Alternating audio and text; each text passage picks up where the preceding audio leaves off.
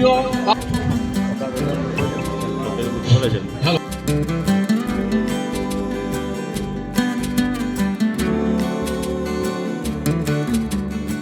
ককাদেউতা নাতি আৰু হাতী এইখন আমি কৰিছোঁ এতিয়া ইয়াত কলিয়াবৰত বিভিন্ন জেগাত শ্বুটিং কৰাই আছোঁ।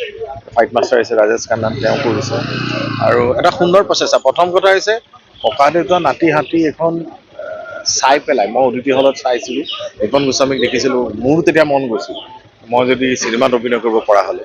আৰু ভগৱানৰ কৃপাত এই ছবিখনত প্ৰযোজককো প্ৰায় দিছে, এণ্টাৰটেইনমেণ্টে ছবিখন প্ৰযোজনা কৰিছে আৰু ডাইৰেক্টৰ বিশ্বজিৎ বৰাই পৰিচালনা কৰিছে। বিশ্বজিৎৰ লগত মই আগতে এখন কৰিছোঁ বহনিমান, আৰু এইখন তাৰ লগত মোৰ ছেকেণ্ড ছবি আৰু কাম ভাল হৈছে। এতিয়া বিশেষকৈ তপন দা মই আফটাৰ লং টাইম দাগৰ পিছত ৰামধেনুৰ পিছত হ'ব, ৰামধেনুৰ পিছত অৱশ্যে ৰামধেনুত মোৰ লগত চিন নাছিল, কিন্তু একেলগে ককাই ভাই সম্পৰ্কৰ যিটো দাগত তাৰপিছত আহি এতিয়া আমি তপন দা আৰু মই কৰিছোঁ, প্ৰাঞ্জল দা আছে, বহুত প্ৰতিষ্ঠিত অভিনেতা অভিনেত্ৰী আছে। সুন্দৰ প্ৰচেষ্টা। মই ভাবোঁ এই ছবিখন যেনেকৈ ভাইমন দা চাই মানুহে অলপ নষ্টালজিক হৈছে, এইখন ছবিখন চাই বহুত কথাই মনত পেলাব পাৰিব। সুন্দৰ প্ৰচেষ্টা আৰু ছবিখন যে ভাল হ'ব আৰু মোৰ কেৰেক্টাৰটো বিশেষকৈ ভাল লাগিছে।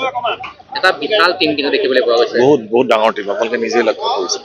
বিশাল ডাঙৰ টিম। এতিয়া ফাইট মাষ্টাৰ আহিছে চেন্নাইৰ পৰা, ষ্টেডি কেম আহিছে, গোটেই টিমটোৱে মানে কোনো প্ৰডাকশ্যনৰ ফালৰ পৰা কোনো কম্প্ৰমাইজ কৰা নাই। এখন ভাল ছবিৰ কাৰণে তেওঁলোকে প্ৰচেষ্টাটো সঁচাই প্ৰশংসনীয়, ধন্যবাদ জনাইছোঁ।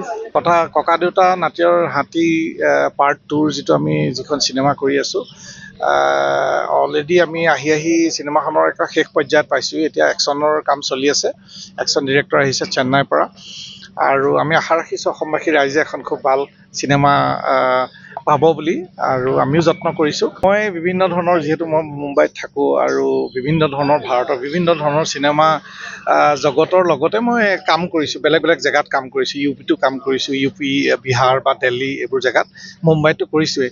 তো সেইকাৰণে কিন্তু কম্পেৰেটিভলি চালে মোৰ এটাই ভাল লাগে যে আমাৰ অসমখনৰ মানুহখিনি ইমান সহজ সৰল, যলৈকে যাওঁ যেনেকৈ হওক প্ৰতিটো জেগা প্ৰতিটো হেৰিত ৰাইজে, আমাৰ অসমীয়া ৰাইজে ইমান মৰম দিয়ে।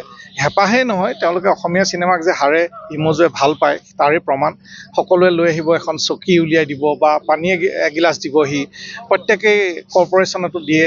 তেওঁলোকৰ আশা যে অসমীয়া চিনেমাখন এখন বনাবলৈ লৈছে, ঠন ধৰি উঠক চিনেমা জগতখন, তেওঁলোকেও ভাবে। আৰু মই বিৰাট সুখী, কলিয়াবৰৰ নিচিনা এটা জেগাত, ইমান ধুনীয়া জেগা, ইমান ৰাংঢালী এটুকুৰা জেগা, গ্ৰীনেৰী জেগা, গোটেইখন সেউজীয়া পথাৰেৰে ভৰপূৰ।